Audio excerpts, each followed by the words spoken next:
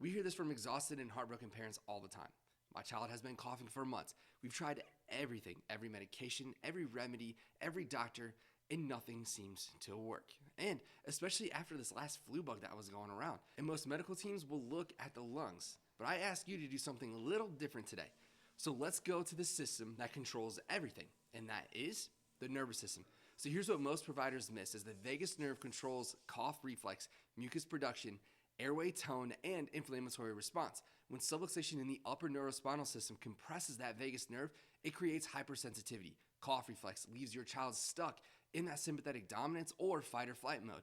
Think of it like a car alarm that won't stop going off. You could disconnect the alarm, which is likely suppressing the signs with medication, but wouldn't you rather find out what's triggering it? That's where neurologically focused chiropractic care comes into play. We remove the subluxation and restore vagus nerve function and shift the nervous system from stress mode to balanced regulation. When the foundation is restored, the body can then finally heal. Your child doesn't need more medications that only mask the signs.